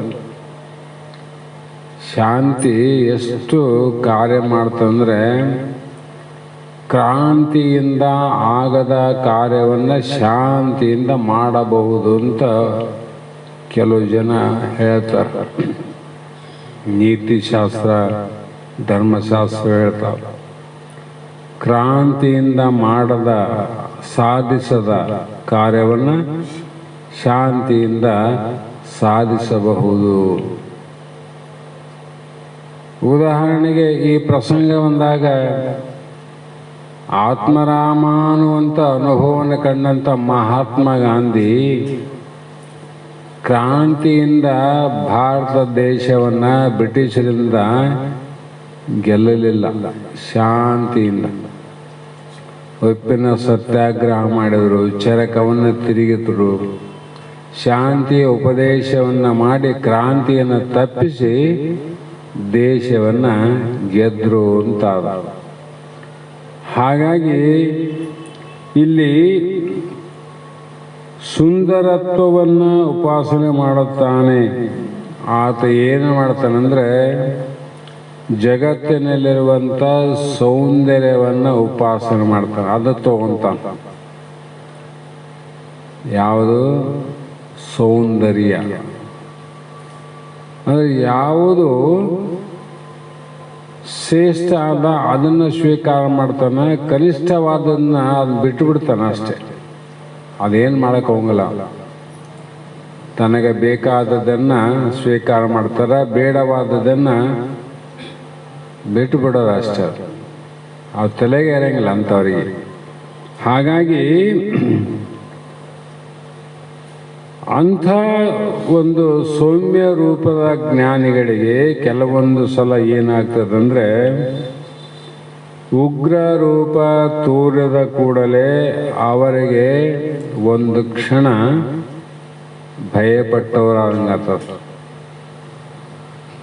ಒಳ್ಳೆಯದು ಒಳ್ಳೆ ರೀತಿಯಲ್ಲಿ ನಡೆಯುವವರಿಗೆ ಕೆಟ್ಟದ್ದನ್ನು ನೋಡಿದಾಗ ಒಂದು ಸಲ ಭಯ ಆಗುತ್ತಲ್ಲ, ಏನಪ್ಪ ಕಾಲ ಇದು ಅಷ್ಟೇ ವಿನಃ ಆ ದಿವ್ಯ ನೇತ್ರವನ್ನು ಪಡೆದಂಥ ಅರ್ಜುನನಿಗೆ ವಿಶ್ವರೂಪದ ವಿಕಾರವಾದ ದಂತಗಳನ್ನು, ಉಗ್ರವಾದ ಕಣ್ಣುಗಳನ್ನು, ಭಯಂಕರವಾದ ಮುಖಗಳನ್ನು ನೋಡಿ ಭಯ ಉಂಟಾದ ಮೇಲೆ ಉಳಿದ ಲೋಕದ ಜನರ ಗತಿಯನ್ನು ಹೇಳಬೇಕಂತ. ನಾವು ಪರಮಾತ್ಮನ, ದೇವರನ್ನ, ದೇವತೆಯನ್ನು ನಾವು ನೋಡಬೇಕಂತಾದ ಅದಕ್ಕೆ ಉಪಾಸನೆ ಮಾಡ್ತೇವೆ. ಅಷ್ಟೇ ಸಾಕು, ಅವ್ರಿಗೆ ಅಷ್ಟೇ, ನಮಗಿಷ್ಟೇ. ಬಸವಾನಂದರು ಹೇಳ್ತಿದ್ರು, ದೇವಿ ಯಾವ ಶರೀಫರಿಗೂ ಗೋವಿಂದ ಭಟ್ಟರಿಗೂ ಪ್ರತ್ಯಕ್ಷ ಆಗಿದ್ದಾರ ಅಂತ ಉಂಟು. ಆ ದೇವಿಯ ದಿವ್ಯ ದರ್ಶನವನ್ನು ನೋಡುವಾಗ ಅವರ ನಾನಾ ಪ್ರಕಾರವಾದ ಏನು ದೇಹಗಳಾವ ಆ ಉಗ್ರ ರೂಪವನ್ನು ನೋಡಿ ಖಡ್ಗ, ಆಯುಧ, ಚಕ್ರ, ಗದೆ ಅನಂತ ರೀತಿಯಿಂದ ಸಿಂಹಾಸನ ಮೇಲೆ ಕುಂತು ಬಂದು ಭೇಟಿಯಾದ್ರೆ ನಿನ್ನ ಗತಿ ಏನಾಗ್ತಿತ್ತು? ಗತಿ ಏನಾಗ್ತದೆ? ಯಾರನ್ನ ಎದುರಿಗಿರ್ತವೆ ಓಡಿ ಹೋಗ್ತೀವಿ. ಅದರಂತೆ ಅವರಿಗೂ ಕೂಡ ಕೆಲವು ಸಲ ಭಯಪಟ್ಟಾರ, ಭಯ ಆಗ್ಯದ. ಹಾಗಾಗಿ ಏ ಯೋಗೇಶ್ವರ, ನೀನು ಕೃಪೆ ಮಾಡಿ ನನಗೆ ನಿನ್ನ ವಿರಾಟ ರೂಪದ ದರ್ಶನ ಮಾಡಿಸಿದೆ. ಅವರಿಗೆ ದರ್ಶನ ಆಗಬೇಕಂದ್ರೆ ಓಡಿ ಹೋದ್ರು. ಆದರೆ ನಿನ್ನ ದಿವ್ಯ ದೃಷ್ಟಿ ಅನುಗ್ರಹದಿಂದ ನಾನು ಓಡಿ ಹೋಗದೆ ನಿನ್ನನ್ನು ನಾನು ನೋಡಿದೆ. ಹಾಗಾಗಿ ಮತ್ತು ನಿನ್ನ ವಿಶ್ವರೂಪದಲ್ಲಿ ಅಲ್ಲಲ್ಲಿ ತೋರುವ ಉಗ್ರ ರೂಪಗಳನ್ನು, ಆ ರೂಪಗಳ ತೇಜಸ್ಸನ್ನು ನೋಡಿ ಸಹಿಸುವ ಶಕ್ತಿಯನ್ನು ಕೂಡ ದಯಪಾಲಿಸಿದೆ. ಸಿಂಹದ ಮೇಲೆ ಕುಂತಂಥ ದೇವಿಯನ್ನು ನೋಡಿ ಓಡೋರಾರ. ಅದಕ್ಕೆ ಅವರನ್ನು ನೋಡುವಂಥ ಶಕ್ತಿಯನ್ನು ಕೂಡ ಕೊಟ್ಟವನು ನೀನೇ ಭಗವಂತ. ಇಲ್ಲಾಂದ್ರೆ ನಾನು ಓಡಿ ಹೋಗ್ತಿದ್ದೆ. ಆ ಕಾರಣ ಮನುಷ್ಯ ಸರ್ವಾತ್ಮಕ ಭಾವನಾದರಾಗಲಿ ಅಥವಾ ನಿತ್ಯಾತ್ಮಕ ಭಾವದಿಂದಾಗಲಿ ಭ್ರಮ, ಅವಿಶ್ವಾಸ ಮತ್ತು ಅಜ್ಞಾನ ಇವುಗಳಿಗೆ ವಶನಾಗಿ ತಾನು ಅಖಂಡ ಅದ್ವಿತೀಯ ಪರಮ ಶಾಂತ ಸ್ವರೂಪ ಪರಮಾತ್ಮನೆಂದು ತಿಳಿಯದೆ ನಾವೇನು ತಿಳಿಬೇಕಾಗಿದೆ? ಇದು ಪರಮಾತ್ಮನಂತ ಅನುಭವಿಸದೆ ಏನಾಯ್ತ್ರಿ ಅಂದರೆ, ಮನೆಯಲ್ಲೇ ಕಳೆದುಕೊಂಡ ಸೂಜಿಯನ್ನು ಬೀದಿಯಲ್ಲಿ ಹುಡುಕುವ ಕಾರ್ಯದಂತೆ. ಕಳೆದದ್ದಲ್ಲಿ ಕೌದೇವ್ಯಾಗ ಮನೆಯಲ್ಲಿ ಕಳೆದದ, ಹುಡುಕದಲ್ಲಿ ಮುನ್ಸಿಪಾಲ್ಟಿ ಕಂಬದ ಬೆಳಕಿನಲ್ಲಿ. ಅದು ಸಿಗುತ್ತದೇನ್ರಿ ಅವರಿಗೆ? ಸಿಗೋದಿಲ್ಲ ಅಂತ. ಅದರಂತೆ ನಾವು ಕಳ್ಕೊಂಡದ್ದು ಎಲ್ಲಿ? ನಮ್ಮಲ್ಲಿ. ಹುಡುಕೋದಲ್ಲಿ ಲೋಕಾದಿಗಳಲ್ಲಿ, ಜಗತ್ತಿನಲ್ಲಿ, ವಿಷಯಾದಿಗಳಲ್ಲಿ ಹುಡುಕ್ತೀವಿ. ಎಂದನೇ ಸಿಗುತ್ತದೇನು? ಸಿಗೋದಿಲ್ಲ ಅಂತ. ಆ ಕಾರಣದಿಂದ ನಮ್ಮಲ್ಲಿ ಆ ಮೂರ್ಖನಂತಲೇ ತನಗಿಂತಲೂ ಬೇರೆ ಎಲ್ಲಿಯೋ ಇರುವನೆಂದು ತಿಳಿದು ಹೊರಗಿರುವ ವಿಶ್ವದಲ್ಲಿ ಹುಡುಕುತ್ತಾ ಅಲ್ಲಿರುವ ಸೌಮ್ಯ ರೂಪವನ್ನು ನೋಡಿ ಸಂತೋಷಿಸುತ್ತಾ, ಉಗ್ರ ರೂಪವನ್ನು ನೋಡಿ ದುಃಖಿಸುತ್ತಾ ದುರ್ಗತಿಗೆ ಗುರಿಯಾಗುತ್ತಾನೆ. ಹುಡುಕಿ ಹುಡುಕಿ ಸಿಗಲಿಲ್ಲ ಅಂತ ದುಃಖಪಟ್ಟಂಗ. ಹಾಗಾಗಿ ಇಲ್ಲಿ ಕೂಡ ಏ ಪರಮಪಿತ ಪರಮೇಶ್ವರನೇ, ನಿನ್ನ ವಿಶ್ವರೂಪವನ್ನು ತಮ್ಮ ಸ್ವರೂಪವೆಂದು ಕಂಡುಕೊಂಡ ಜ್ಞಾನವೃದ್ಧರು, ವಯೋವೃದ್ಧರು ಆದ ಮಹಾನುಭಾವರು ನೀನೇ ವಿಶ್ವರೂಪ ಪರಮಾತ್ಮನೆಂದು ಎಷ್ಟು ಸಾರಿ ಹೇಳಿದರೂ ಅವರ ಬಾಯಿಂದ ಹೊರಟ ವಚನಗಳು ನಿನ್ನ ವಚನಗಳೇ ಎಂದು ತಿಳಿಯದೆ, ಇಲ್ಲಿ ಭಾಳ ಗಮ್ಮತ್ತಾದ. ಇವೆಲ್ಲ ಭಗವಂತನ ವಾಣಿಯಿಂದ ತಿಳ್ಕೊಂಡೆ ಅಂತ ಹೇಳಂಗಿಲ್ಲ. ನಾನು ತಿಳ್ಕೊಂಡೇನೆ ಅಂತೀವಿ ನಾವು ಎಷ್ಟು ನೋಡ್ರಿ, ಪ್ರಯತ್ನ ಮಾಡಿ ನೋಡ್ರಿ ನೀವು. ಭಾಳ ಸರಳ ಸ್ವಭಾವ ಬಂದಾಗ ನಾನು ಅನ್ನೋದು ಹೋಗ್ತದ, ಇದ್ದಕ್ಕಿದ್ದಂಗೆ ವ್ಯಕ್ತ ಆಗುತ್ತೆ. ಇಲ್ಲಾಂದ್ರೆ ನಾನು ನೋಡಿದೆ, ನಾ ಕೇಳಿದೆ, ನಾ ತಿಳಿದೆ, ನಾಡಿ ಯಾವಾಗ ಏನು ನೋಡಿದ್ದಿ, ಯಾವಾಗ ಏನು ಕೇಳಿದ್ದೆ ಅಂದರೆ ಜಲ್ದಿ ನಮಗೆ ತೋದಲು ಬರ್ತಾವ. ಅದಕ್ಕಾಗಿ ಮಹಾತ್ಮರು ಅರ್ಜುನ ಹೇಳ್ತಾನ, ಅಹಂಕಾರ ವಶದಿಂದ ಅವರ ವಾಣಿಯನ್ನು ತಿರಸ್ಕರಿಸಿ ಪರಮಾತ್ಮನನ್ನ ಹೊರಗೆ ಹುಡುಕಾಡುವುದು ಕಂಡುಬರುತ್ತದೆ. ಒಳಗಾನಂತ ಪರಮಾತ್ಮ ಹಿಡ್ದ, ಹೊರಗಾನಂತ ನಾ ಹುಡುಕಕತ್ತೀವಿ. ಅದೇ ವಚನದಿಂದ ಒಳಗೋಗಿ ಹುಡುಕಿದವರು ಮಹಾನುಭಾವರಾಗ್ಯಾರ. ಅದೇ ವಚನದಿಂದ ಹೊರಗು ಹುಡುಕಿ ಮಹಾ ಅಜ್ಞಾನಿಗಳಾದವು ನಾರ. ಆ ಶ್ರೀಗುರು ವಚನವನ್ನು ಆಲಿಸಿದಾಗಲ ಹೌದು ನರರಿಗೆ ಮುಕ್ತಿ ಅಂದಾಗ, ಉಪದೇಶ ಆದವರಿಗೆಲ್ಲ ಮುಕ್ತಿ ಆಗಿದ್ರೆ ಯಾರು ಹುಡುಕ್ತಿದ್ದಿಲ್ಲ. ಇಲ್ಲಿ ಸಿಕ್ಕಾಪಟ್ಟೆ ಮಂದಿ ಭಾರತ ದೇಶದ ಜನಸಂಖ್ಯೆಯಲ್ಲಿ ಕನಿಷ್ಠ ಅರ್ಧ ಭಾಗ ಆದರೂ ಕೂಡ ಈ ಜನನೇ ಯಾರ. ಅದು ಪರಂಪರೆ ಬೇರೆ ಇರ್ಬೋದು, ಅವರೆಲ್ಲರೂ ಉಪದೇಶ ಆಗ್ಯದಲ್ಲ, ಅವರೆಲ್ಲ ಮುಕ್ತರಾಗಿದ್ರೆ 30 ಕೋಟಿ ದಾಡ್ತದಿಲ್ಲ ಇದು ಜನ. ಹಂಗೆ ಬೆಳೀತಾ ಬೆಳೀತಾ ಹೋಗ್ತದ. ಅದಕ್ಕೆ ಕಾರಣ ಬೇರೆ. ಯಾಕಂದ್ರೆ ಒಂದು ಕಡೆ ವಿಶ್ವಾಸ, ಮತ್ತೊಂದು ಕಡೆ ಭಯ. ಕಾರಣ ಈ ದ್ವಂದ್ವದ ಮಧ್ಯದಲ್ಲಿ ಸಿಕ್ಕಿ ತುಳಲಾಡುತ್ತಾ ಇದ್ದೇವೆ. ಒಂದು ಕಡೆ ವಿಶ್ವಾಸ ಅದ, ಇನ್ನೊಂದು ಕಡೆ ಭಯ. ವಿಶ್ವಾಸ ಏನದ? ಗುರುವಿನ ವಚನದಲ್ಲಿ ವಿಶ್ವಾಸ ಅದ. ಆದ್ರ ಕಡೆ ಇನ್ನೊಂದು ಕಡೆ ಭಯ ಅದ. ಯಾಕೆ ಭಯ ಬಂತು ಅಂದರೆ, ಇನ್ನ ದ್ವೈತ ಭಾವ ಅಳಿಯಿತೆಂದು ಮಾತಿನಿಂದ ತಿಳಿಸಲೇಕೆ ದ್ವೈತ ಭಾವ ಅಳಿದ ಕುರು ಮೇಲೆ ತೋರ್ಪದು. ಹೊರಗಡೆ ಅದ್ವೈತ ಆದ ಇಲ್ಲಂತಲ್ಲ, ಒಳಗ ದ್ವೈತ ಅದ. ದ್ವೈತದಕ್ಕೆ ಆ ಭಯದಿಂದ ಅನಂತ ಕಾರ್ಯ ನಡೆದವಲ್ಲ. ಈಗ ಈ ಕಡೆ ಕೇಳದ ನಡೆದದ, ಈ ಕಡೆ ಮಾಡದ ನಡೆದದ.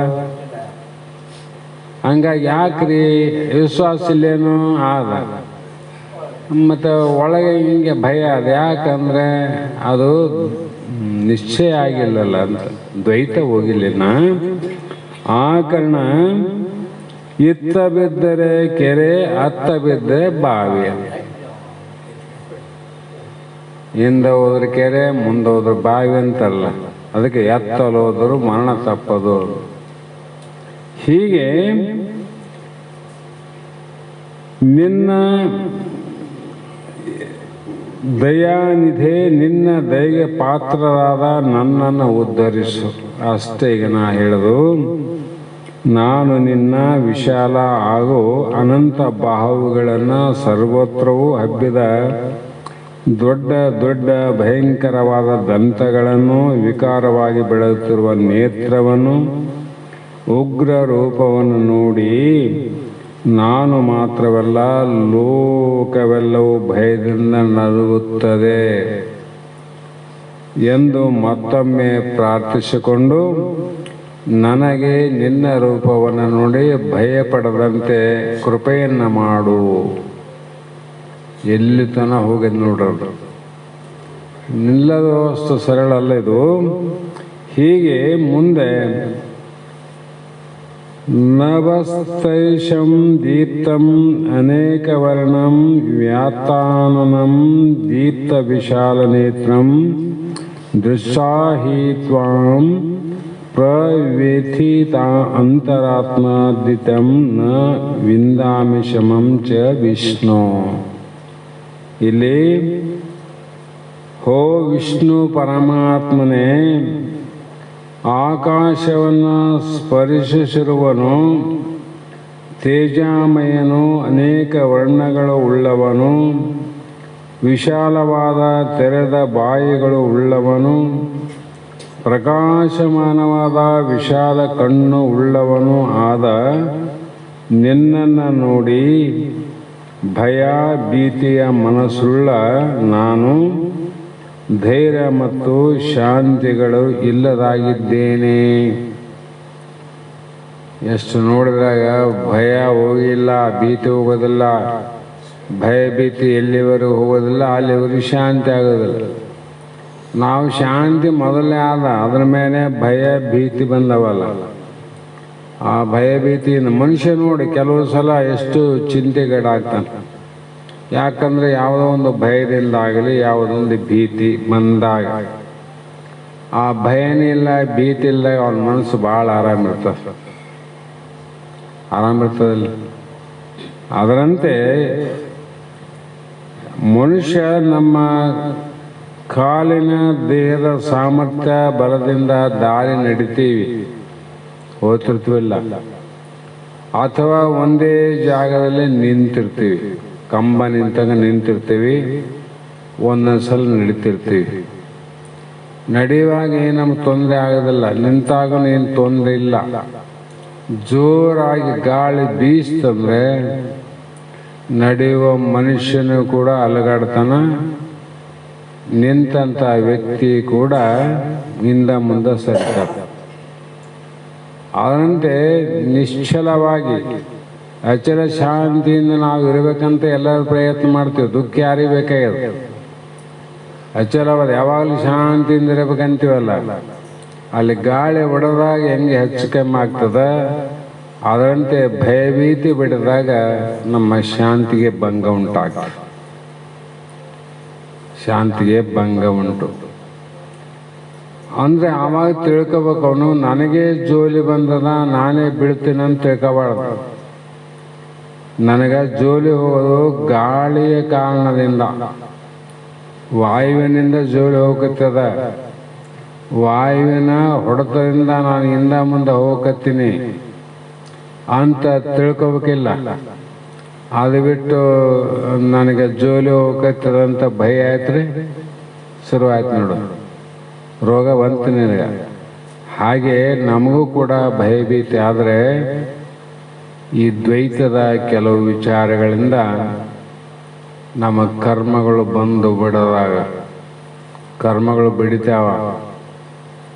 ಸಿದ್ಧಾರೂಢರಿಗೆ ಬಡದ ಅಂದ್ರೆ ನಮಗೆ ಬಿಡ್ತದೇನು. ಆದರೆ ಅವರು ವಿಚಲಿತರಾಗದೆ ಅಚಲಿತರಾಗಿ ಉಳ್ಕೊಂಡ್ರು. ಅವರು ವಿಚಲಿತರಾಗಲಿಲ್ಲ. ಯಾಕಂದ್ರೆ ಗೊತ್ತಿತ್ತು ಇದು ಕರ್ಮದ್ದು ಅಂತ, ಶರೀರ ಸಂಬಂಧ, ನನಗಲ್ಲ ಅಂತ ನಿಂತಿರಲ್ಲ.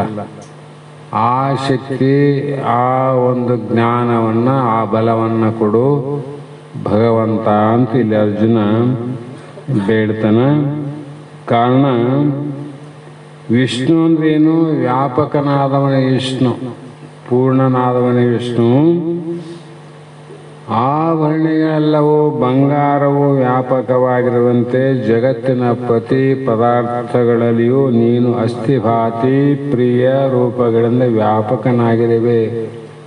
ಒಂದು ಸ್ಪಷ್ಟ ಮಾಡ್ಕೇರಿ. ಎಷ್ಟು ಸಲ ಶಾಸ್ತ್ರ ಕೇಳಿದ್ರೆ ಅಲ್ಲಿಗೆ ಬರೋ ನಾಮರೂಪ. ಆಭರಣದಲ್ಲಿ, ಬಂಗಾರದಲ್ಲಿ ಆಭರಣ ವ್ಯಾಪಕವಾಗಿಲ್ಲ. ಅವು ಬಂಗಾರದ ಮೊದಲೇ ಅವನ ಆಭರಣ ಇಲ್ಲಲ್ಲ. ಆದರೆ ಬಂಗಾರ ಆಭರಣಗಳಲ್ಲಿನೂ ಆದಂದ್ರೆ ಅದು ವ್ಯಾಪಕವಾದಂತ. ಅವರಂತೆ ವಿಷ್ಣು ಅವನ ನಾಮರೂಪದಿಂದ ವ್ಯಾಪಕ ಅಂತ ತಿಳಿಬಾರದು. ಒಂದು ಅವತಾರದಲ್ಲಿ ಅವನು ವಿಷ್ಣು, ಹೌದಲ್ರಿ? ಮತ್ತೆ ರಾಮ ಅವತಾರ ಆದಾಗ ಮತ್ತೆ ಬೇರೆ ಮತ್ತೆ ಬೇರೆ. ಅಂದರೆ ಇವರ ಒಂದೊಂದು ಅವತಾರ ವ್ಯಾಪಕವಾಗಿದ್ದಿಲ್ಲ, ಅದು ಸೀಮಿತವಾಗಿದ್ದು. ಹೌದಲ್ಲ? ಒಂದೊಂದು ಯುಗದಲ್ಲಿ ಒಬ್ಬೊಬ್ಬರ ಅವತಾರ ಸೀಮಿತ. ಆದರೆ ಅವನ ಅಸ್ಥಿಭಾತಿ ಪ್ರಿಯ ವ್ಯಾಪಕ ನೋಡ್ರಿ. ವಿಷ್ಣು ರೂಪ ಆದಾಗನೂ ಅದೇ, ರಾಮ ರೂಪ ಆದಾಗನೂ ಅದೇ. ದಶ ಅವತಾರ, 10 ಅವತಾರ ಎತ್ತಿದಾಗ ನಾಮರೂಪಗಳು ಮಿಥ್ಯ. ಅಸ್ಥಿಭಾತಿ ಪ್ರಿಯ ರೂಪವಾದ ಪರಮಾತ್ಮ ಆ ಬ್ರಹ್ಮ ಸತ್ಯ, ಅದು ವ್ಯಾಪಕ ಅಂತ ಕರಿಬೇಕು ನಾವು. ಹೀಗೆ ಅನೇಕ ರೀತಿಯಿಂದ ವಿಚಾರ ಮಾಡಿದಾಗ ಅನೇಕ ಕಮಲವು ನಿರಪೇಕ್ಷ ವ್ಯಾಪಕವಲ್ಲ. ಆದ್ದರಿಂದ ಸಾಪೇಕ್ಷ ವ್ಯಾಪಕವೇ ಅಂತ ಅರ್ಥ ಮಾಡೋಕ್ಕಿಲ್ಲಿ. ನಿರಾಪೇಕ್ಷ ಬೇರೆ, ಸಾಪೇಕ್ಷ ಆಪೇಕ್ಷ ಬೇರೆ. ಇಲ್ಲಿ ಧಗಧಗ ಎಂದು ಉರಿಯುತ್ತಿರುವ ನಿನ್ನ ಜ್ವಾಲೆಯನ್ನು ಆಕಾಶವು ಅಡಗಿಸಿಕೊಳ್ಳಲಾರದೆ ಹೋಯಿತು. ಆಕಾಶಕ್ಕೆ ಕೂಡ ಅಡಗಿಸಿಕೊಳ್ಳಲಿಕ್ಕೆ ಸಾಧ್ಯ ಇಲ್ಲ ಅಂತ ನೇತ್ರ. ಮತ್ತು ವಾಯು ಮುಖಗಳಲ್ಲಿರುವ ನಾಲಿಗಳ ಭೀಕರತ್ವವು ಮತ್ತಷ್ಟು ವಿಲಕ್ಷಣ ಅಂತ ಅವರ ಇಂದ್ರಿಯಾದಿಗಳ ವರ್ಣನೆ ಅಂತ. ಯಾಕಂದ್ರೆ ವಿಶ್ವರೂಪ ತೋರಿಸ್ಬೇಕಾದ್ರೆ ಅದು ಮಹಾ ಅಂತಲೇ ಹೇಳ್ಬೇಕಲ್ಲ. ನಮ್ಮ ಕಣ್ಣು, ನಮ್ಮ ಕಿವಿ, ನಮ್ಮ ಮೂಗು, ನಮ್ಮ ಬಾಯಿ ಅಂತ ಹೇಳಂಗಿಲ್ಲ. ವಿರಾಟ ಸ್ವರೂಪದಲ್ಲಿ ಭಯಂಕರವಾಗಿರ್ತವಂತ ಹೇಳಿ, ಹಣೆ ಕೆಳಗಿರುವ 2 ಕಣ್ಣುಗಳು ಭಯವನ್ನು ಸಹ ಭಯಪಡಿಸುವಂತೆ ಕಾಣುತ್ತದೆ. ಯಾರನ್ನ ಭಯಪಡಿಸ್ತದೆ ಅಂದರೆ, ಭಯಪಡಿಸೋದು ಒಂದಾದ, ಅದಕ್ಕಾಗಿ ನಾವು ಭಯಪಡ್ತೀವಿ. ನಿನ್ನ ನೇತ್ರ ಹೇಗಿದೆವ ಕಣ್ಣು ಅಂದರೆ, ಯಾವುದು ಭಯಪಡಿಸೋದಾದ ಅದನ್ನೇ ಭಯಪಡ್ತದಂತ, ಅದೇ ಭಯಪಡ್ತದ. ದೆವ್ವನ್ನ ನೋಡಿ ನಾವು ಭಯಪಡ್ತೀವಲ್ಲ, ದೆವ್ವವೇ ಭಯಪಡುವಂತ ಇನ್ನೊಂದು ಶಕ್ತಿ ಅದು ಮಹಾಶಕ್ತಿ ಅಂತ. ಹಾಗಾಗಿ ಇಂಥ ಭಯಂಕರ ರೂಪವನ್ನು ಧರಿಸಿ ಘೋರವಾಗಿ ಅಜ್ಞಾನಿಗಳ ದೃಷ್ಟಿಯಲ್ಲಿ ನೀನು ಘೋರವಾಗಿ ಕಾಣುತ್ತಿದ್ದಿ. ಸೌಮ್ಯ ಸ್ವಭಾವದವರಿಗೆ ಶಾಂತನಾಗಿ ತೋರ್ತಿದ್ದಿ. ಆ ಕಾರಣದಿಂದ ನಿನ್ನ ವಿಶ್ವರೂಪವನ್ನು ನೋಡಬೇಕೆಂಬ ಇಚ್ಛೆಯಿಂದ ನೋಡಲು ತೆರೆದ ಕಣ್ಣುಗಳು ಇಚ್ಛೆಯನ್ನು ತೃಪ್ತಿ ಮಾಡಿಕೊಂಡವು ಭಗವಂತ. ನನ್ನ ಕಣ್ಣು ಇಲ್ಲಿವರೆಗೆ ಯಾಕೆ ತೆರೆದವಂದರೆ, ನಾವು ಜಗತ್ತಿನ ವಿಷಯಾದಿಗಳನ್ನು, ಪ್ರಪಂಚವನ್ನು, ಈ ಸಂಸಾರವನ್ನು ನೋಡಬೇಕು ಇಚ್ಛೆಯಿಂದ ನಾವು ಕಣ್ಣು ಬೇಯಿಸಿದ್ರೆ ಬೇಯಿಸಂತೀವಿ. ನಮ್ಮ ಕಣ್ಣುಗಳು ಭಾಳ ಚಲೋ ಇರ್ಬೇಕಂತ. ಯಾಕಂದ್ರೆ ನಾವು ಇದನ್ನು ನೋಡೋಕ್ಕಲ್ಲ, ಈ ಸಂಸಾರವನ್ನು ನೋಡೋದಕ್ಕೆ ನಮ್ಮ ಕಣ್ಣುಗಳು ತೆರೆದವಿಲ್ಲ. ಅದು ಭಗವಂತನ ಇಚ್ಛೆಯಿಂದ ನಿದ್ರೆ ಬಂದದಕ್ಕೆ ಮುಚ್ಚುತ್ತಾವ. ಆ ನಿದ್ರೆ ಅನ್ನೋದು ಕೊಟ್ಟಿದ್ದಿಲ್ಲ ಅಂದರೆ ನಾವು ಕಣ್ಣು ಮುಚ್ಚ ಮಂದಿನೇ ಅಲ್ಲ. ನೋಡೋದು ಸಾಕಾಗಿಲ್ಲಲ್ಲ, ಎಂದನ ಸಾಕಾಗ್ತದ? ನಾವು ನೋಡೋ ವಸ್ತುಗಳು ಸಾಕಾಗೋದಿಲ್ಲ. ಅದರಂತೆ ಇಲ್ಲಿಯೂ ಕೂಡ ಅರ್ಜುನ ಏನನ್ನ ನೋಡಬೇಕಂತ ಕಣ್ಣು ತೆರೆದಿದ್ದ, ವಿಶ್ವರೂಪ ವಿರಾಟ ಸ್ವರೂಪ ತನ್ನ ಸೌಮ್ಯಕ ಜ್ಞಾನವನ್ನು ಪಡಿಬೇಕಂತ ತೆರೆದ ಕಣ್ಣು ಅದನ್ನು ನೋಡಿ ಇವತ್ತ ಮುಚ್ಚಿದವು ಅಂದೇನು, ಕಣ್ಣಿಗೆ ತೃಪ್ತಿ ಆಯ್ತು ಅಂತ ಅರ್ಥ. ನಮ್ಮ ಕಣ್ಣಿಗೆ ಇಲ್ಲಿವರೆಗೆ ನೋಡಿದ್ರೆ ಜನ್ಮ ಜನ್ಮಾಂತರ ತೃಪ್ತಿ ಆಗ್ಯದೋ ಅತೃಪ್ತಿ ಆಗ್ಯದೋ, ಅಶಾಂತಿನೇ ಹೆಚ್ಚಾಗ್ಯದ, ಶಾಂತಿನೇ ಆಗವಲ್ತು. ಯಾಕಂದ್ರೆ ಹುಟ್ಟು ಕುರುಡ ಒಬ್ಬ ಕಣ್ಣನ್ನ ನೆಟ್ಟಗೆ ಮಾಡಿ ನೋಡಿದರೆ ತಾನು ಮುಟ್ಟುವ ಊರನ್ನ ಮುಟ್ಟುವನೇ. ಕಣ್ಣೇ ಮಲ್ಲು ಸುಮಾರವ ಮತ್ತೆ ಅಗಲ ಮಾಡಿ ತಾನು ಹೋಗ್ಬೇಕಂತ ಊರಿನ ದಾರಿ ಹಿಡಿದು ಹೋದರೆ ಊರು ಮುಟ್ತಾನೆ, ನಾನು ಮುಟ್ಟಂಗಿಲ್ಲ ಅಂತ. ಅದಕ್ಕೆ ಒಬ್ಬನಿಗೆ ಗಿಡದ ಮೇಲಿರುವಂಥ ಒಂದು ಹಣ್ಣು ನೋಡಿದ ತಿನ್ನಬೇಕಂತ ಇಚ್ಛೆ ಆಯಿತು. ಆ ಗಿಡದ ಮೇಲಿನ ಫಲವನ್ನು ನೆನೆದರೆ, ಅದು ಬರೇ ಸ್ಮರಣೆ ಮಾಡಿದ್ರೆ ನೀನು ತಿನ್ನಕ್ಕೆ ಬರ್ತದೇನೋ, ಮೆಟ್ಟಿ ಗಿಡವ ಹತ್ತಿ ಹರಿಯದ ನಕ್ಕ. ನೀನು ಧೈರ್ಯದಿಂದ ಗಿಡ ಹತ್ತಬೇಕು, ಹಣ್ಣನ್ನು ಕಿತ್ತಬೇಕು, ಆವಾಗ ನೀನು ತಿನ್ನಕ್ಕೆ ಬರ್ತಾವ. ಸುಮ್ಮನೆ ಉದುರ್ತವೆ ನಾವು. ಅದರಂತೆ ಇಲ್ಲಿ ನೆಟ್ಟನೆ ಗುರುಪಾದ ನಮ್ಮ ಎಲ್ಲಿಗೆ ಮುಟ್ಟಬೇಕು ಅಂತ ನಾವು ಏನು ನೋಡಬೇಕಂತ ಕಣ್ಣು ತೆರೆದೀವಿ, ಆ ಕಣ್ಣಿಗೆ ತೃಪ್ತಿ ಆಗಿ ಕೃತಕೃತ್ಯ ಭಾವದಿಂದ ಆನಂದದ ಉದ್ಗಾರ ಆಗಬೇಕಾದ್ರೆ ಗುರುವಿನ ಮುಟ್ಟಿನೇ ನಾವು ನೋಡ್ಕೋಬೇಕಾದ ಪಡಿಬೇಕು. ಕೃಷ್ಣ ಭಗವಂತನನ್ನು ಯಾಕೆ ಅರ್ಜುನ ಇಷ್ಟು ನೆನಪು ಮಾಡ್ತಾನ, ನಮಸ್ಕಾರ ಮಾಡ್ತಾನ, ಭಕ್ತಿಯಿಂದ ದೀನತೆಯಿಂದ ಬೇಡ್ತಾನಂದ್ರೆ ಕೃಷ್ಣ ಭಗವಂತನಿಂದ ತೆರೆದ ಕಣ್ಣು ಮುಚ್ಚಿದವು. ನಮ್ಮ ತೆರೆದ ಕಣ್ಣು ತೆರೆದಂಗೆ ಸರಿ. ನಾವ್ಯಾವ ಮುಚ್ಚುತ್ತೇವೆ ಅಂದರೆ ಪ್ರಾಣ ಹೋದಾಗ ಮುಚ್ಚ. ಅದು ಕೆಲವು ಮತ್ತು ಇನ್ನೂ ಹಿಂಗೇ ಇರ್ತಾವ. ಪ್ರಾಣ ಹೋದ್ರೂ ಕಣ್ಣಾಗ ಹೋಯ್ತು ನೋಡಪ್ಪ, ಬಾಯಾಗ ಹೋಯ್ತು ನಾವಂತೀವಿಲ್ಲ. ಅಂದರೆ ಜೀವನಿಗೆ ಎಷ್ಟು ಭ್ರಮೆ ಇರ್ಬೋದು ಅಂತ. ಪ್ರಾಣ ಹೋದ್ರೂ ಕೂಡ ಇನ್ನು ನೋಡ್ಬೇಕಂತ ಕಣ್ಣು ತೆರೆ ಪ್ರಯತ್ನ ಮಾಡ್ತಾನ ನೋಡ. ಅವನು ತೆರೆದ ಪ್ರಯತ್ನ ಮಾಡಿ ಅಂತ ಅರ್ಥ ಮಾಡ್ತಾರೋ, ತಾನೇ ತೆರೆದವು ಪ್ರಯತ್ನ ತೆರೆದವು, ಮತ್ತೆ ಅದನ್ನ ಒತ್ತಿ ಮುಚ್ಚಬೇಕು ನೋಡ್ರಿ. ಕೆಲವು ಮಂದಿ ಬಾಯಿ ತೆರೆದ್ರೆ ಎಷ್ಟು ಮುಚ್ಚಿದ್ರು ಅಲ್ಲಿ ಮತ್ತೆ ಬಟ್ಟೆ ಕಟ್ಟಬೇಕು. ಇಲ್ಲಿಗೆ ಬಟ್ಟೆ ಕಟ್ತಾರಲ್ಲ ಅಂದ್ರೆ ಎಷ್ಟು ಜನ್ಮ ಆಯ್ತು ಅಂದ್ರೆ ನಮ್ಮ ಒಂದು ಜನ್ಮ ಅಲ್ಲ. ಮಾತಾಡಿದ್ರು ಆನಂದ ಆಗಿಲ್ಲ, ನೋಡಿದ್ರು ಆನಂದ ಆಗಿಲ್ಲ, ಕೇಳಿದ್ರೂ ಆನಂದ ಆಗಿಲ್ಲ, ಇಲ್ಲಿವರೆಗೂ ತಿಂದರೂ ಆನಂದ ಆಗಿಲ್ಲ, ಇಲ್ಲಿವರೆಗೂ ಮೂಸಿ ನೋಡಿದ್ದು ಆನಂದ ಆಗಿಲ್ಲ. ಇದು ಎಲ್ಲವೂ ಸ್ತಬ್ಧ ಆಗಬೇಕು. ಕಿವಿಗೆ ಆನಂದ ಆಗಬೇಕು, ಕಣ್ಣಿಗೆ ಆನಂದ ಆಗಬೇಕು, ನಾಲಿಗೆ ಆನಂದ ಆಗಬೇಕು, ಮೂಗಿಗೆ ಆನಂದ ಆಗಬೇಕು. ಇದು ಯಾವಾಗ ಆತದ ಆನಂದ? ನಿನ್ನ ಸ್ವರೂಪ ಸಾಕ್ಷಾತ್ಕಾರ ರೂಪವನ್ನು ಯಾವಾಗ ಅನುಭವಿಸ್ತಿ ಅವತ್ತೇ ಆನಂದ ಆಯ್ತು.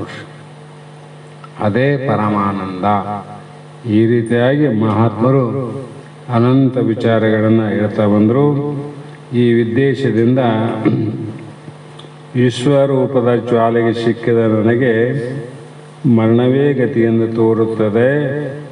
ನಿನ್ನ ವಿಶ್ವರೂಪವನ್ನು ನೋಡಬೇಕೆಂಬ ಇಚ್ಛೆಯಿಂದ ನೋಡಲು ತೆರೆದ ಕಣ್ಣುಗಳು ಇಂದು ತೃಪ್ತಿ ಆಗಿ ಮುಚ್ಚಿಕೊಂಡವು. ಒಂದ್ಸಲ ಈ ಕಣ್ಣು ಮುಚ್ಚುತ್ತಿಲ್ಲ, ಮತ್ತೆ ತೆರೆಯಂಗಿಲ್ಲ ನೋಡ್ರಿ. ಈ ಕಣ್ಣು ಮುಚ್ಚಿದವು ಮತ್ತೆ ತೆರಿತಾವ. ರಾತ್ರಿ ಮುಚ್ಚವ, ಹಗಲು ತೆರೆದವಿಲ್ಲವು. ಮತ್ತೆ ಹೋಗಲಿ ಪ್ರಾಣ ಹೋದಾಗ ಈ ಜನ್ಮದ ಮುಚ್ಚಾವ, ಮುಂದಿನ ಜನ್ಮಕ್ಕೆ ಹುಟ್ಟುತ್ತಲ್ಲ, ಮತ್ತೆ ಅವಾಗ ತೆರಿತೇವಿಲ್ಲವು. ಸೂಕ್ಷ್ಮ ವಿಚಾರ ಮಾಡಿದರೆ. ಆದರೆ ಈ ಕಣ್ಣು ಯಾವಾಗ ಒಂದ್ಸಲ ಮುಚ್ಚಿತ್ತಿಲ್ಲ, ಮತ್ತೊಂದು ತೆರೆಯಂಗಿಲ್ಲ. ಯಾಕೆ ತೆರೆಯಂಗಿಲ್ಲ ಅಂದರೆ ಅವನು ಹುಟ್ಟಂಗಿಲ್ಲ. ಹುಟ್ಟಂಗಿಲ್ಲ ಅಂದಮೇಲೆ ಅವನಿಗೆ ದೇಹ ಇಲ್ಲ. ದೇಹ ಇಲ್ಲ ಅಂದರೆ ಕಣ್ಣೇ ಇಲ್ಲ. ಕಣ್ಣಿಲ್ಲ ಅಂದರೆ ತೆರೆಯೋದೂ ಇಲ್ಲ, ಮುಚ್ಚೋದಿಲ್ಲ. ಅದು ಮುಕ್ತಾಸ್ಥಿತಿ, ಸ್ಥಿತಭಗ್ನ ಸ್ಥಿತಿ. ಆ ಕಾರಣಕ್ಕಾಗಿ ಅವನಲ್ಲಿ ಏನು ಉಳ್ಕೊಂಡದ ಅರ್ಜುನನಲ್ಲಿ? ಈಗ ಮೊದಲು ಯುದ್ಧ ಮಾಡುವ ಆರಂಭದಲ್ಲಿ ನಾಮರೂಪದ ಮೋಹದ ವಸ್ತುಗಳೇ ರಣರಂಗದಲ್ಲಿ ತೋರಿದವು. ಆನೆ, ಕುದುರೆ, ಒಂಟೆ, ರಥ, ಸೈನಿಕರು, ಮತ್ತೆ ಆಚಾರ್ಯರು, ಭೀಷ್ಮ, ದ್ರೋಣ, ಕೃಪ ಇವರೇ ಕಂಡ್ರಲ್ಲ. ಈಗ ಯಾರು ಕಾಣ್ತಾರೆ ಅವನಿಗೆ? ಅವ್ರು ಯಾರು ಕಾಣವಲ್ರು, ಬರೇ ಚೈತನ್ಯದಿಂದ ಕಾಣಕತ್ತಾರೆ. ಈ ನೋಟಕ್ಕೆ ಏನಂದ್ರು? ದಿವ್ಯ ನೋಟ. ಅದಕ್ಕೆ ದಿವ್ಯ ಅನುಭವ. ದಿವ್ಯ ಅಂದರೆ ಶ್ರೇಷ್ಠವಾದ ಅನುಭವ ಆಯಿತು.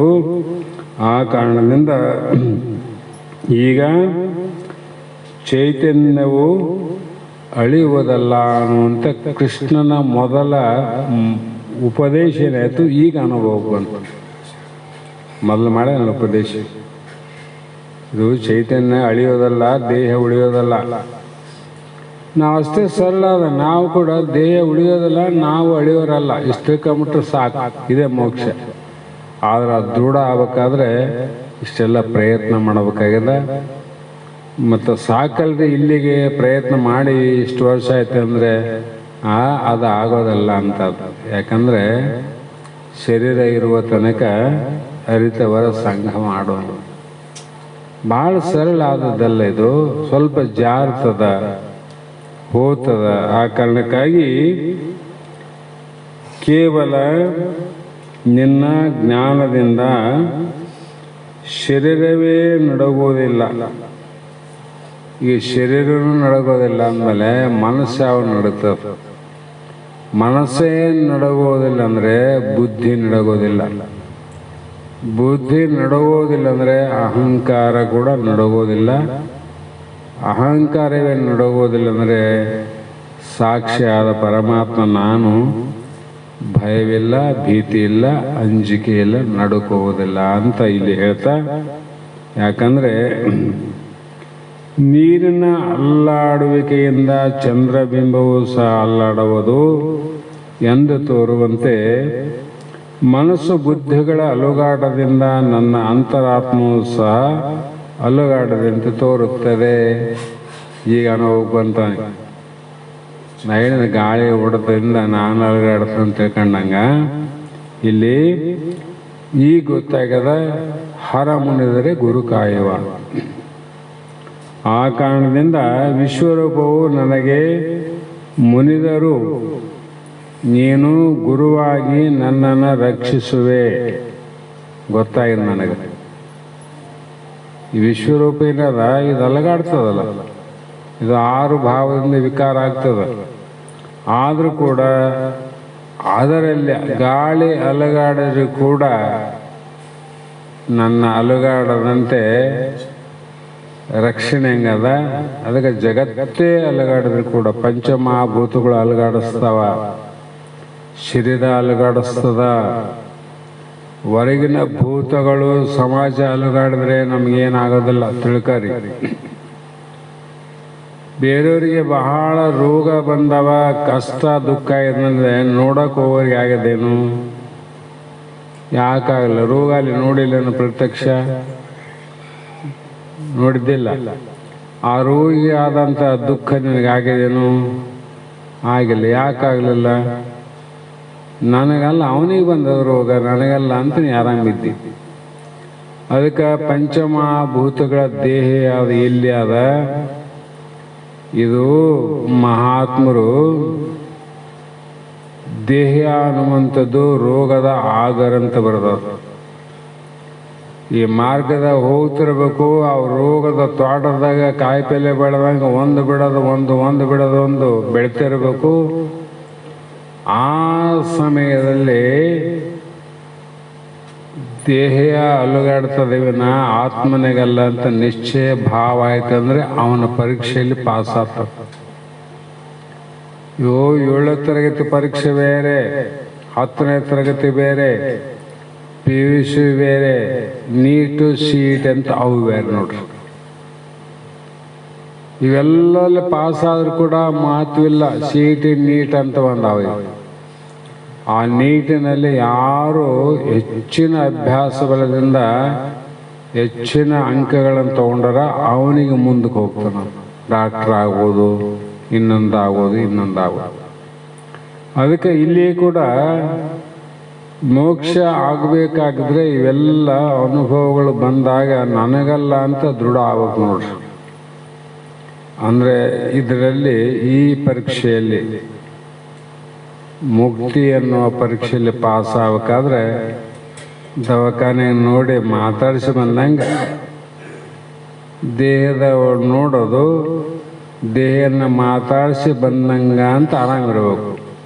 ಆ ಶಾಂತಿ ಬಂತಿಲ್ಲ, ಅದು ನಿಜವಾಗಿ ಫಲ ಕೊಡುತ್ತದೆ ಅನ್ನುವಂಥ ಮಾತನ್ನು ಹೇಳ್ತಾ ಇವತ್ತಿನ ಶಾಸ್ತ್ರದ ವಾಕ್ಪುಷ್ಪಗಳನ್ನು ಗುರುಪಾದಕ್ಕೆ ಸಮರ್ಪಿಸಿ ನಾವು ನೀವು ಧನ್ಯರಾಗೋಣ ಅನ್ನುವ ಮಾತನ್ನು ಹೇಳ್ತಾ ಮಂಗಲವನ್ನು ಹೇಳಿ.